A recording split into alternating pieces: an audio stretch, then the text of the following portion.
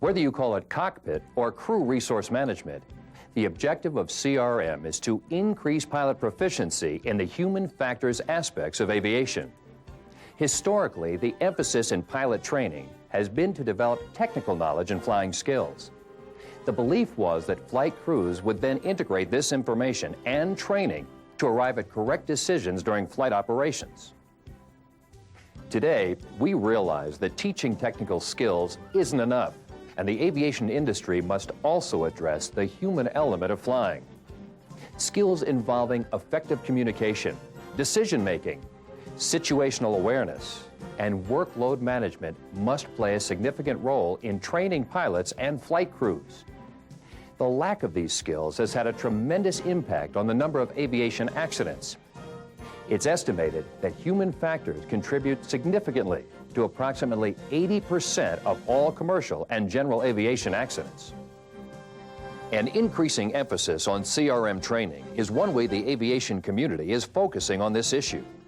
CRM has been an important element in Part 121 airline training for many years. Regulatory requirements will eventually mandate all air carriers, including most Part 135 operators, to provide CRM training to flight crews. CRM programs continue to expand in corporate flight departments as well as in the general aviation environment where human factors training is being implemented. CRM principles are even being applied to support groups such as dispatchers, aviation maintenance technicians, and ground crews. United Airlines has one of the most extensive human factors training programs in the world. The ideas and techniques which are the foundation of this program are applicable to all areas of aviation, and an exploration of United's methods may lead to a better understanding of CRM concepts. An approach to flight training which incorporates CRM and programs which are tailored to specific flight environments may increase flight safety throughout the aviation community. The goal is to reduce the number of human factors-related accidents. United Airlines is achieving this goal through their program called CLR, Command, Leadership, Resource Management.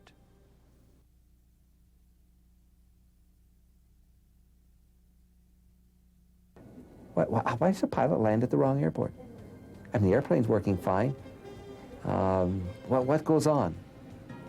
That's human factors. And one day, things worked out. That aero chain just worked out to where they had an accident or an incident. From 1980 to 1990, 127 hull losses around the world. 95 of them were preventable. They're human factors accidents. To me, that's absolutely inexcusable. How can we prevent this from happening in the future? What can we do differently? Then it all gives us a much better understanding and knowledge to build on. The ultimate goal, that there be no human factors caused accidents at all.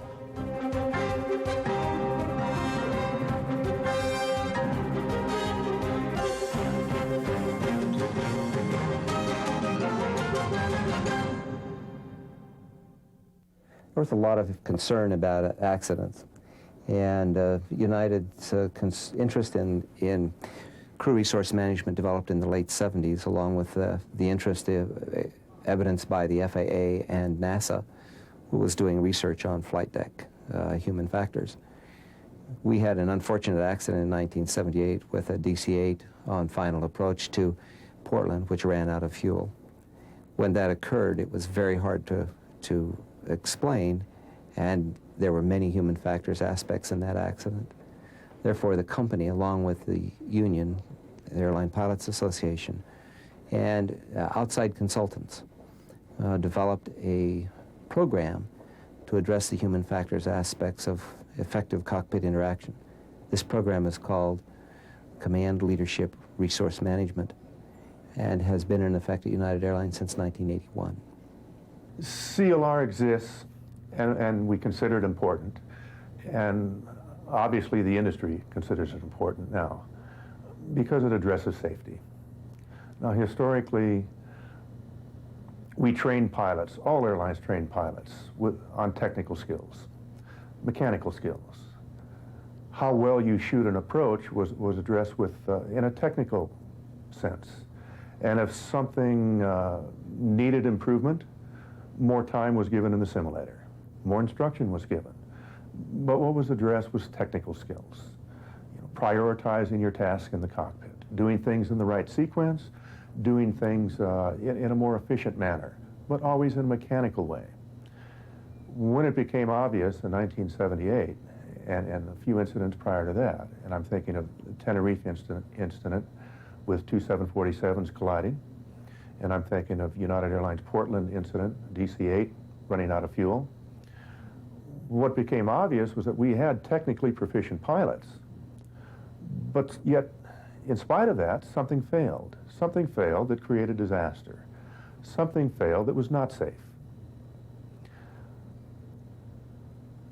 It was determined that the failure was a crew failure. It was a human interaction failure. It involved skills that the aviation industry had not been addressing.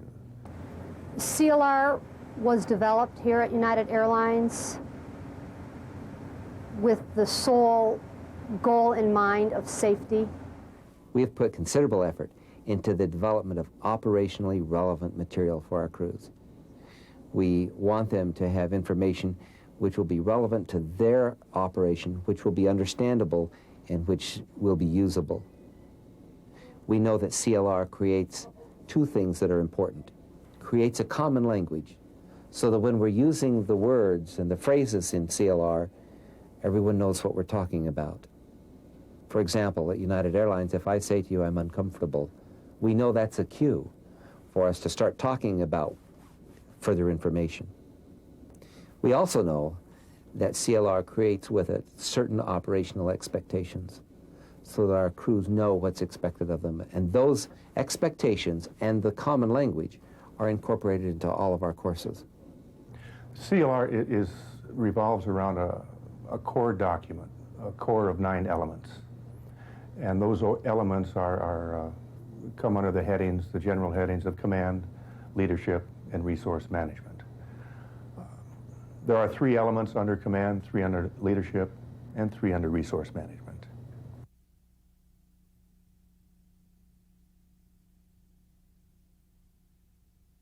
Captain's authority is, where we start with that is the mandate through FARs. The captain, the pilot in command, is in charge of the overall safety of the flight. That includes the efficiency, how well things are done, as well as what is done. Leadership skills will change throughout a flight. Sometimes a captain needs to be possibly more controlling, absolutely decisive. And at other times, a good captain can display skills of delegating workload, delegating some authority. A good captain, a good leader is one who can oversee the whole picture and can manage well. The captain is the final authority. The captain will make the final decision, but he or she needs all the input he or she can get from the other crew members. We teach them in the CLR course to advocate, to inquire, if they're uncomfortable, to speak up about something, if they feel they have some information, to give it readily to the captain. This wasn't always the case prior to CLR. The captain's responsibility to solicit input, be sensitive to input, concerns, knowledge that other crew members may have, perhaps are reluctant to bring it out, but to still get that information out. Some people have said that in response to the question, what is the captain's job? I say, well, the captain's job is to gather information and then act upon the information. And when I've heard people ask, what is the co-pilot's job or another crew member's job? In the same context, the answer that comes back often is, well, the co-pilot's job is to provide information. And somewhere during that discussion, the question may be asked, well, then what makes a good co-pilot? A good co-pilot would be someone who provides the right information. And the best co-pilots would be the ones who provide the right information at the right time.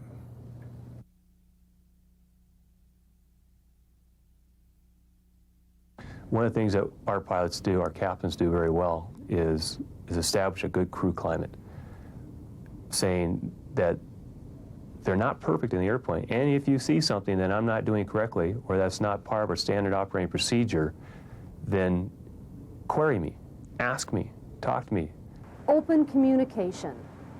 One of the best ways to quell some of the stress and pressures we feel, I think, is to openly communicate it. I think a lot of pilots might tend to feel that to admit that they are succumbing to stress, feeling the pressures of stress, I think they may view that as a weakness. With CLR, we're trying to get the point across.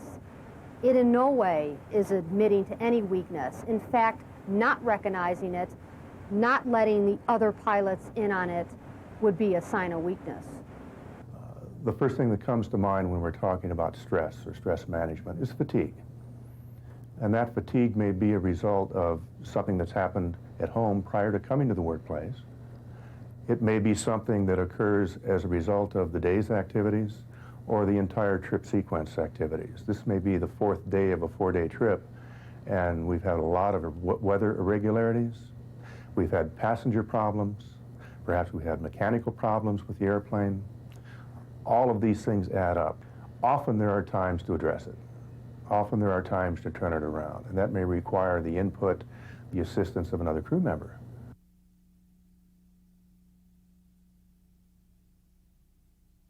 A major aspect of United's program was the development of CLR training in the loft. Loft is line-oriented flight training and is completed in the simulators. During this period, a crew member is briefed on an aspect of CLR, decision-making or communication or leadership or use of resources, something along that line. Then they fly a scenario that is line-oriented, where they fly from one city to the next in the simulator. And during this 2-hour period, they're given scenarios which will help them to practice CLR skills. At the conclusion of the simulator session, there's then an opportunity to view this videotaped session and discuss and critique what happened and learn the lessons as they see their own performance in the cockpit. To teach the tools utilized in CLR, we specifically start academically by defining skills that we see, observable skills in CLR, and then showing videos and such, and we debrief the videos. We have the students debrief the videos and see what they see and see it as an observable behavior, a physical behavior that can be recognized. After that, they go to the 3-day seminar, and during the seminar, they interact with each other and set up in a cockpit environment with scenarios. They practice these skills. In the seminar, we take advantage of situations that have truly happened out on the line experience. We take it from line pilots. And by that I mean people that are flying day-to-day, A to B, and they send in certain situations, and we recreate them or we dramatize them sometimes in videos. We put them down on paper and give them to the different students, and then we ask them to identify certain styles of operation in these particular situations. And actually we ask them to play parts in certain cockpit experiments, asking them to play the role of a particular style of operation, and then maybe we'll have one of the people in the cockpit, we'll ask them to do what they would normally do without playing a role, and to solve or fix this particular situation, and we've taken the situations from the line.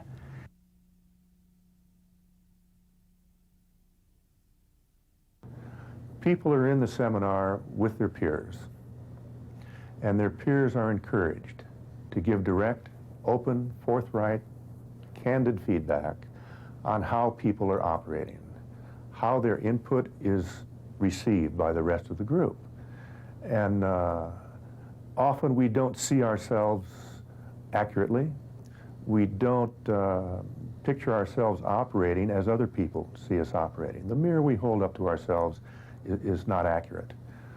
But when we get input from other people as to how we're coming across, that increased level of awareness, now we see how we're really impacting flight operations, impacting what goes on in the cockpit. Some of the barriers to effective communication may come from the feeling that what you have to say, what you know, might not be correct. People are scared to speak up for fear they will look bad. We find that with some new hires, and actually not just new hires, people when they're new on an airplane. You're now sitting next to a captain who has more experience than you on that piece of equipment. People tend to be reluctant to speak up for fear that they will look stupid. People need to get over that fear and to understand they're thoroughly qualified and trained on the piece of equipment, and that their input is vitally important. In our advanced airplanes with our glass cockpits, it's a two-sided benefit and problem. The benefit is you have a lot of information, a lot of good information. The hard part is prioritizing that information and seeing what's relevant. The hard part about that is communication has to increase between the pilots, because oftentimes, and this example would be the A320, since it's fly-by-wire, when they control a stick, when the first officer moves a stick, the captain cannot feel it. And then you have to tell the other pilot. Since he doesn't know you're making a left-hand turn, if he doesn't think it's appropriate, he may think it's the airplane doing it by itself. It's the automated systems. And so you say, well, I'm turning left, clear left, or whatever it may be. So the communication skills have to increase drastically.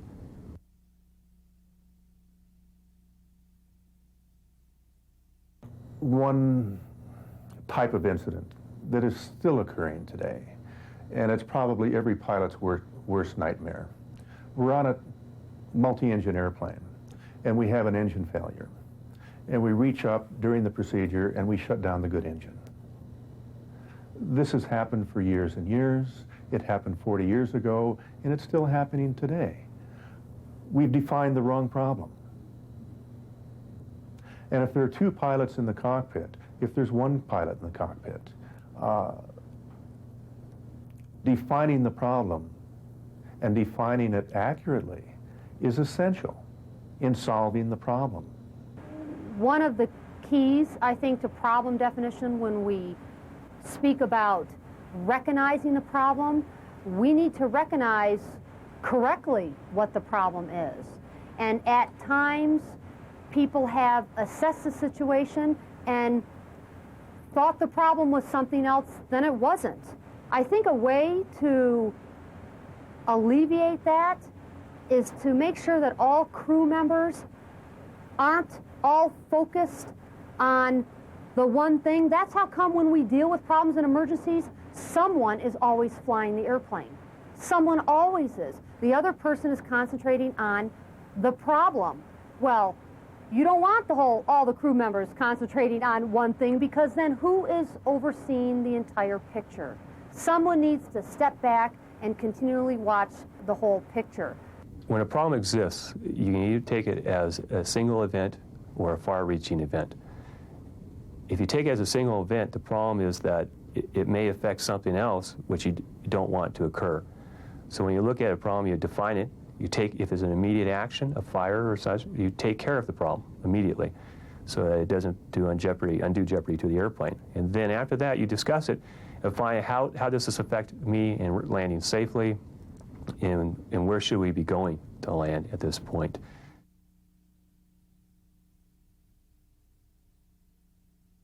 We have role-playing exercises we use in some of our courses where the captain is faced, or the pilot playing the captain's role is faced with the dilemma.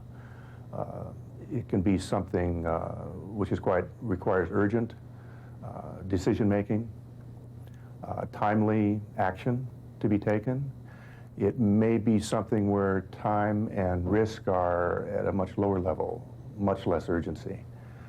But there's always a critique of what that pilot has decided to do and how they've arrived at having made a decision.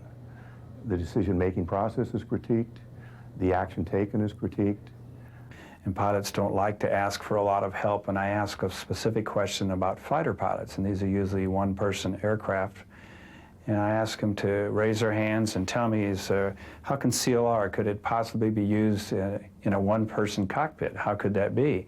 And a lot of them will say, no, it really can't be. So then I'll ask them about a situation on a go-around or a missed approach.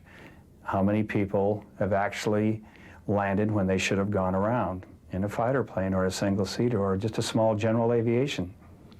And what caused them to land when they knew inside and in their heart that they should go around? And it's usually pride. It's usually thinking about what their other people on the aircraft carrier are going to think about them for going around, or the other pilots on the ground in a military situation, or just general aviation. There's a lot of pride involved. We do things for that very reason as pilots. And this course teaches you, or at least strives to teach you, that that's not the right thing to do. We continually cover accidents because we all learn from accidents. We learn from our past. We learn from our experience. The accidents help us to recognize what the crews did or did not do, how effective were they in their problem solving, what can we do differently, what can we learn from this. In most accidents, the accident has not been caused by a single event. It's caused by a series of events. One example of a single event incident was United's Flight 232 in Sioux City, the DC-10, had a single catastrophic failure. Contrast that to another incident where there may have been a very subtle failure that had gone unnoticed, but there were other clues that something was wrong, and the crew didn't pick up on those clues or didn't investigate them deeply enough to identify what had failed. And then something else happens. And it may not happen on the airplane. It may be a weather problem to where we're now shooting an approach in marginal weather. But the component that failed on the airplane and had gone unnoticed by the crew was a component, an instrument, a system, something that you would really like to have working for you in a low visibility approach. So now you're shooting the approach or beginning to shoot the approach and something else goes wrong. And nothing else has been addressed along the way. It may turn out that having addressed any one of those little links in the error chain would have prevented the incident or accident from having occurred.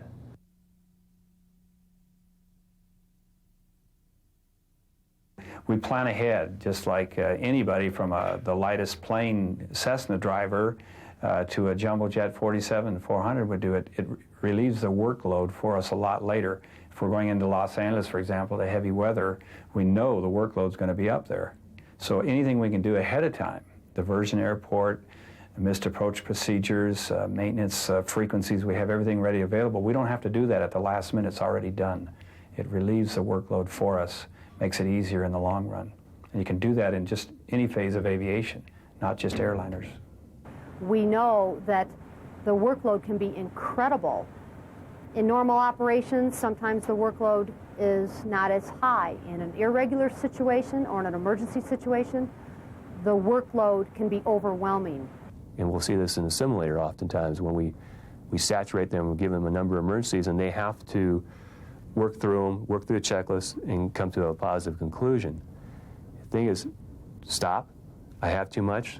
Take it one step at a time, whether you have to hold, if you have the fuel to hold, or take another course of action.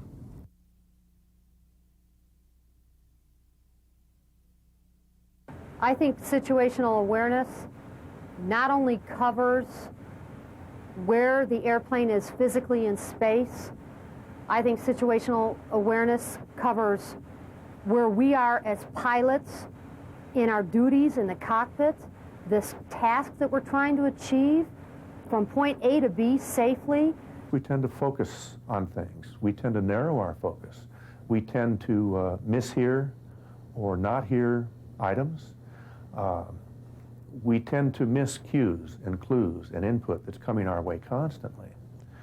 How we handle that can be very instructional, very educational. Better ways to handle that can be brought to our attention.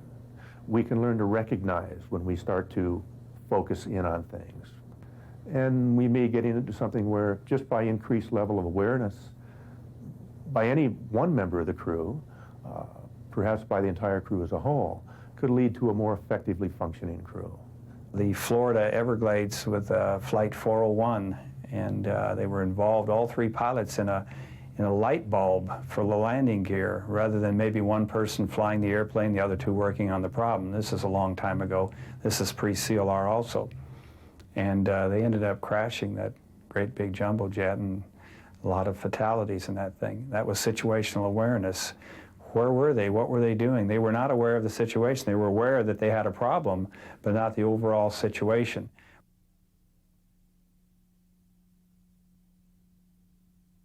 Resource management means getting all the relevant information available to you, both from inside the cockpit and outside the cockpit. We teach the pilots to use their resources on a daily A to B situation where there's not really any problems. For example, a flight from Paris to Los Angeles, we are constantly updating our alternate weather, our winds ahead of time, pilot reports from aircraft that are ahead of us. We have special frequencies that we use. We can talk to our dispatch to check weather, to check just about anything we need to check along the route. I was just listening to a training tape about, it was a general aviation pilot somewhere in the Northeast who was not instrument rated, was in the clouds, completely disoriented. If the pilot had used no resources, had never keyed the mic, had never made his problem known, had never used any other resources, probably would have crashed. The airplane would have been destroyed, lives would have been lost. But there was a tremendous amount of assistance that was given by not only ATC, but another commercial airline. There was a Delta flight crew that was also giving basically flight instruction to this individual. Keep the nose up, pull back on the power, asking this individual questions such as, what is your airspeed right now? The pilot had no visual reference. If these other resources had not been used, the results very likely would have been disastrous. The pilot landed safely, airplane was not scratched, and nobody was hurt. I think there was a good outcome to this incident because of very effective use of resources. The number of resources to be used should always be addressed academically, first of all. What are your resources? You need to be made aware of that these are possible resources. Then oftentimes, the first thing we will do is show a video of Flight 232, which is a crash into Sioux City, Iowa, and we ask, well, what resources did they use? And they go through air traffic control, they use individuals, they use their manuals, they use emergency support, which is our systems area maintenance, SAM, and also our dispatch control. And not only that, they use passengers to evaluate what they had. Our passengers are business flyers that fly out thousands and thousands of miles, and they're very familiar with the sounds and sights in the back of an airplane. One of the best known examples of effective CLR is United Airlines Flight 232, which everyone knows about. That was a DC-10. It was United Airlines DC-10. It was a CLR-trained United Airlines DC-10 crew that handled that. The effective use of CLR contributed to the saving of many lives. There were lives lost, but the effective use of CLR helped save lives and bring that airplane down to the ground in as safe a manner as possible. United 232, this is Sam. Sam, United 232, we blew a number 2 engine and we've lost all hydraulics and we are only able to control level flight with the asymmetrical power setting. We have very little rudder or elevator. The United 232, understand that you lost number 2 engine totally, sir? Positive. I think our CLR training that we had was very effective because it put all 3 of us in a loop, and I'm not excluding Dudley, I'm talking about now how we handle the airplane. All 4 of us were working together in our communications and so forth, but in actually controlling the aircraft with the 3 of us, the CLR gave us all talking at the same time, all planning what we're trying to do, all thinking out loud is basically what it amounted to. And I think that was a very important part of getting the airplane down as safely as we did. And I am thoroughly convinced that by having the training that we had in our CLR, it put us all in a situation where we felt our input was important. We feel we have a good record. Since 1978, we have not had a passenger fatality related to a human factors or caused by a human factors accident. Our last human factors caused accident was in 1984. We know that's an enviable record, but we're very, very much aware that we need to continue to maintain vigilance. We are aware of human factors incidents that happen, and as those incidents come up, we try to address them. We revise training, incorporate new methods and new information to make sure that we address those incidents. It's great to be a good stick, but it's better to be a safe pilot, effective and efficient.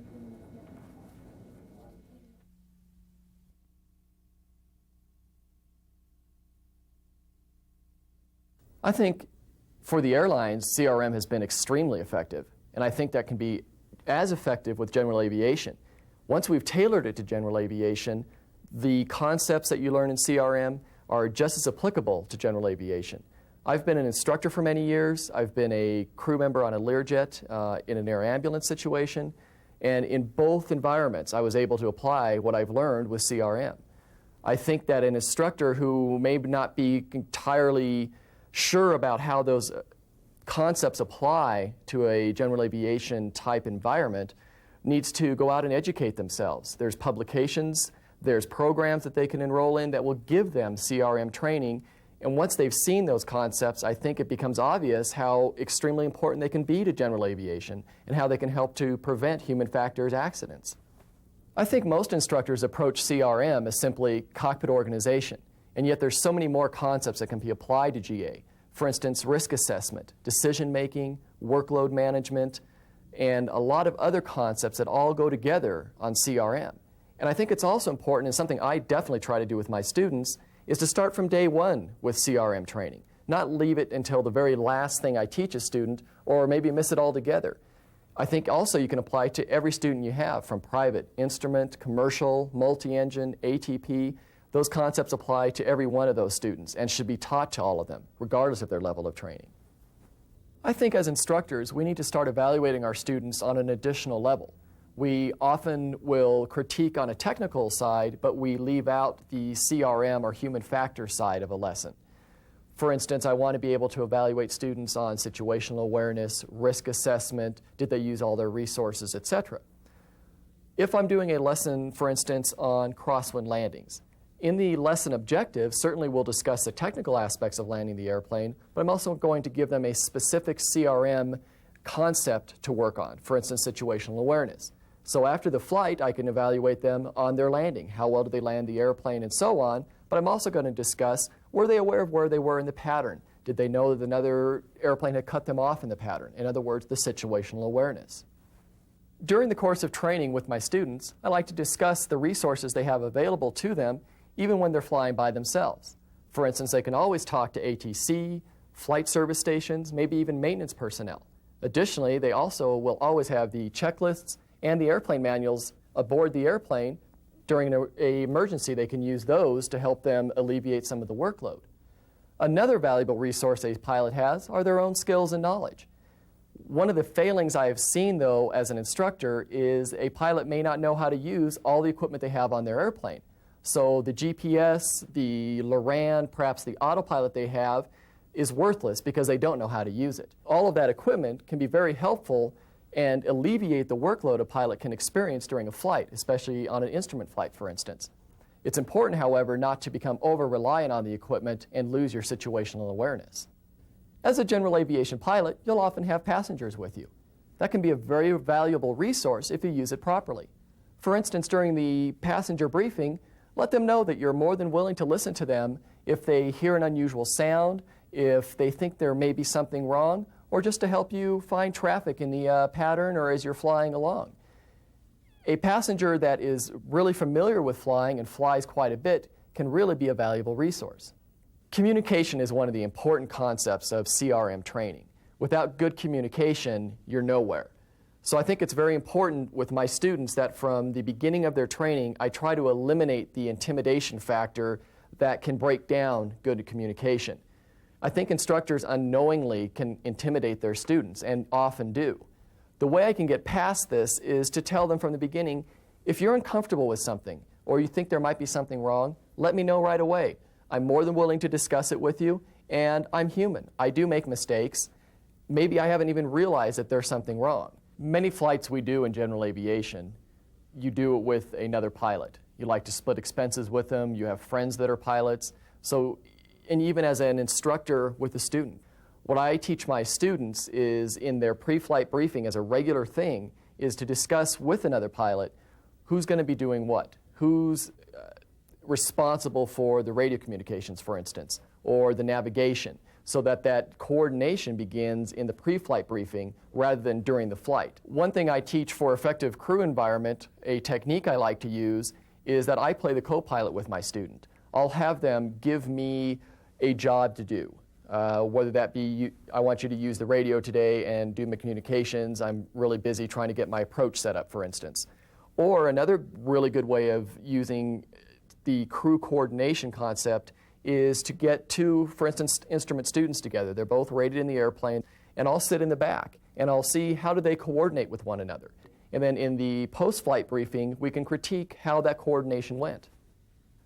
I like to introduce my students to the decision-making process by evaluating old NTSB accident reports. Certainly we can never know exactly why a pilot made this or that decision, but by looking at the chain of events that led up to it, we can make some suppositions that allow us to maybe get into the pilot's head a little bit and thereby introduce some of the decisions they made. I think I want to be cautious when I look through accident reports. I certainly don't want to scare my student with the downside of aviation, but it certainly is a part of aviation, and what we can do is present it in the light of we can learn from these old accidents and thereby hopefully prevent them in the future. One of the accident scenarios I like to evaluate with my students is one that I was aware of because it occurred at the airport I fly out of. A gentleman was flying up from Texas and ran out of fuel literally on short final and was killed, and several passengers were also killed when he crashed the airplane. The chain of events that led up to this accident is something I like to discuss with a student. For instance, why did he overfly several airports on the way to the destination and not stop for fuel? He accepted from the tower and extended downwind rather than explaining to them, I'm low on fuel, I need to land. He must have been on fumes by the time he turned base to final, and yet again, he didn't say anything. Maybe he was too proud to admit, I made an error in my fuel management, or he was worried about the consequences of declaring an emergency. These are the kind of human factors accidents that are easily preventable using cockpit resource management training.